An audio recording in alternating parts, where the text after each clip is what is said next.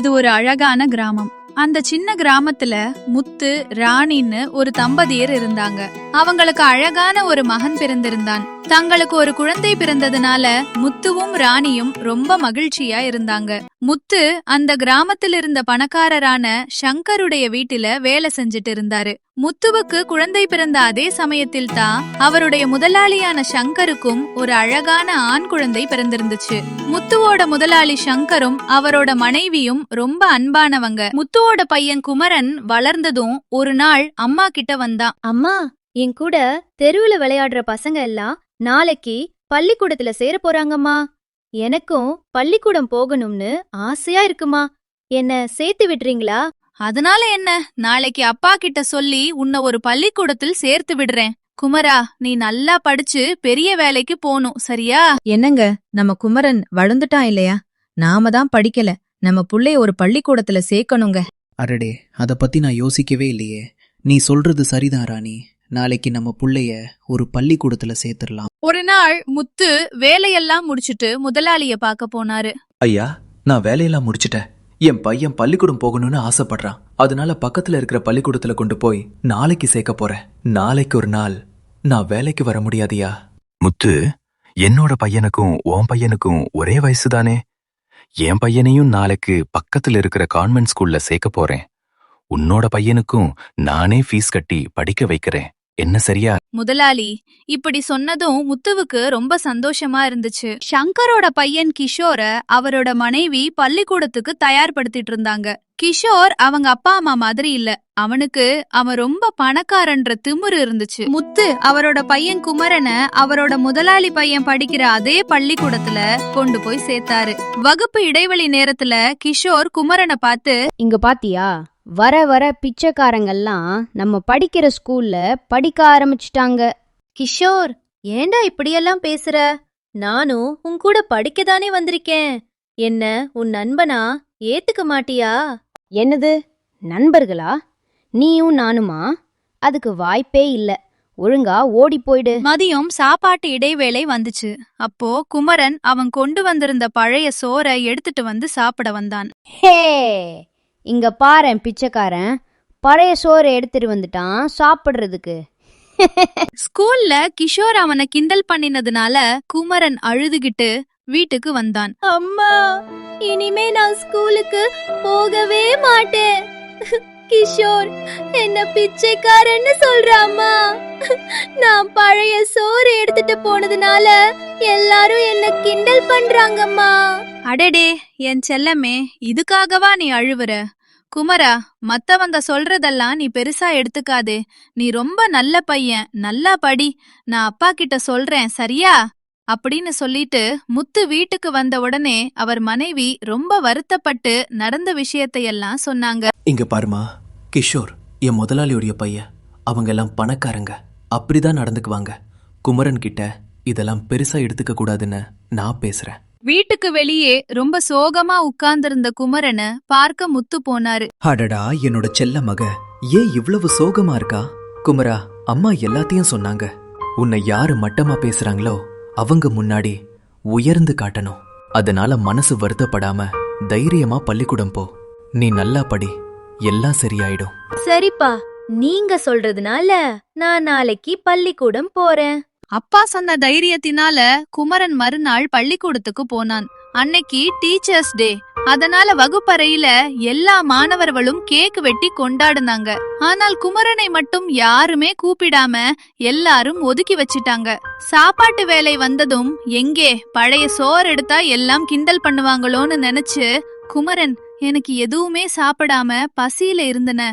ஆனா அப்ப கூட கிஷோர், ஹே, என்னடா இது, பிச்சைக்காரன் கையில தட்டை காணும். ஒருவேளை தட்டையும் சேர்த்து சாப்பிட்டானா?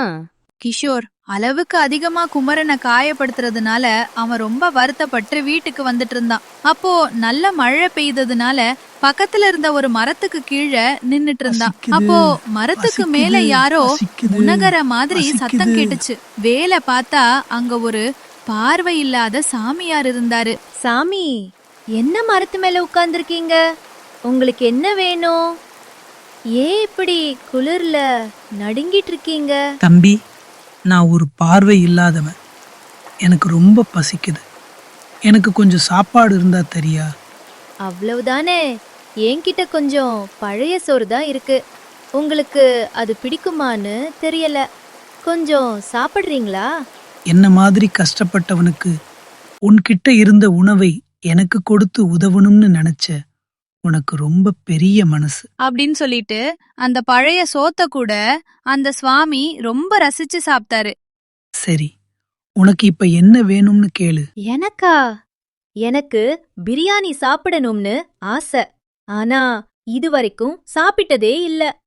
ஒரே ஒரு வாட்டி எனக்கு பிரியாணி சாப்பிடணும் சாமி. இந்தா, உன்னோட நல்ல மனசுக்கு இந்த கிழவனோட ஒரு சின்ன பரிசு. இந்த தட்டு உன்னோட விருப்பத்தை நிறைவேற்றும். சாமி கொடுத்த அந்த தட்டை எடுத்துக்கிட்டு அவர் சொன்னதுக்கு என்ன அர்த்தம்னு கூட தெரியாம வீட்டுக்கு வந்து சேர்ந்தான். அம்மா, என்ன பண்றீங்க? எனக்கு ரொம்ப பசிக்குது. கீரை சாதம் பண்றேன். குமரா, இதோ கொஞ்ச நேரத்துல செஞ்சு தரேன். தினமும் கீரை சாதம் தானாமா? அம்மா, எனக்கு இந்த தட்டில் போடுங்க. எனக்கு ஒரு புது நண்பர் இந்த தட்டை எனக்கு கொடுத்தாரு. நான் இதுல சாப்பிடுறேம்மா. குமரனுக்கு அவனோட அம்மா தட்டுல கீரையும் சாதமும் போட்டாங்க. தட்டில் போட்ட கீரை சாதம் திடீர்னு பிரியாணியா மாறிடுச்சு. அத பாத்துட்டு 2 பேருக்குமே அதிர்ச்சியா ஆயிடுச்சு. பிரியாணிய பார்த்ததும் குமரன் வேகமா சாப்பிட ஆரம்பிச்சுட்டான். முத்து வீட்டுக்கு வந்ததும் குமரனோட அம்மா நடந்த விஷயத்தையெல்லாம் சொன்னாங்க. அத கேட்டு முத்துவுக்குமே ரொம்ப ஆச்சரியமா இருந்துச்சு. குமரன் அந்த தட்டை எடுத்துட்டு வந்து அப்பா கிட்ட காட்டினான். அப்பா, இந்த தட்டுல நம்ம என்ன நினைக்கிறோமோ அந்த சாப்பாடு வருது. அதனால நம்மள மாதிரி கஷ்டப்படுற எல்லாருக்கும் நான் நிறைய சாப்பாடு கொடுக்க போறேன்பா. அட என் செல்ல மகனே, இந்த சின்ன வயசுல எவ்வளவு அழகா நீ சிந்திக்கிற. உன்னோட நல்ல மனசுக்கு நீ நல்லா இருப்ப. உன்னோட இஷ்டம் போல நீ செய்ப்பா. குமரன் அவனோட தட்டை எடுத்துக்கிட்டு ஊர்ல இருந்த பெரியவங்கள தேடி போனான். அங்க ஒரு மரத்தடியில ஒருத்தர் அசதியா படுத்திருந்தாரு. அவர்கிட்ட போய், தாத்தா, உங்களுக்கு பிடிச்ச சாப்பாட நான் இப்போ தரப்போறேன். இந்தாங்க பிரியாணி, சாப்பிடுங்க. எவ்ளோ வேணாலும் சாப்பிடுங்க தாத்தா. குமரன் இப்படி ஒவ்வொரு ஏழைகளுக்கும் சாப்பாடு கொடுக்கும் போதும் அந்த தட்டு பெருசாகிட்டே வந்தது. அதை பார்த்து ஊர் மக்கள் எல்லாம் ரொம்ப ஆச்சரியப்பட்டாங்க. கிஷோர் அவனோட தப்ப உணர்ந்து திருந்தி குமரன் கிட்ட மன்னிப்பு கேட்கறதற்காக அவன் வீட்டுக்கு வந்தான். குமரா, என்ன மன்னிச்சிடு. நான் உன்னை ரொம்ப காயப்படுத்திட்டேன். நீ எல்லாருக்கும் சாப்பாடு கொடுக்கிறேன்னு கேள்விப்பட்டேன். உன்னோட இந்த சேவையில் நானும் சேர்ந்துக்கிறேன். கிஷோர், நீ திருந்தினது எனக்கு ரொம்ப சந்தோஷமா இருக்கு. இனிமே நம்ம எல்லாரும் சேர்ந்து நம்ம ஊர் மக்கள் எல்லாருக்கும் சாப்பாடு கொடுப்போம். குமரன் ஊர்ல இருந்த எல்லா ஏழை மக்களுக்கும் வயிறார நிறைய சாப்பாடு போட்டான். அவன் ஒவ்வொரு முறை சாப்பாடு போடும்போது வந்து தட்டு பெரிதாகிட்டே வந்துச்சு. குமரனுடைய இந்த செயலை பத்தி பக்கத்து ஊர்ல இருக்கிற மக்கள் கூட பேசிட்டாங்க. அக்கா, கேள்விப்பட்டீங்களா? பக்கத்தூர்ல ஒரு சின்ன பையன் எல்லாருக்கும் சாப்பாடு போடுகிறானான். அவன் கையில இருக்கிற தட்டு அவன் சாப்பாடு போட்டா மட்டும்தான் சாப்பாடு தருமா.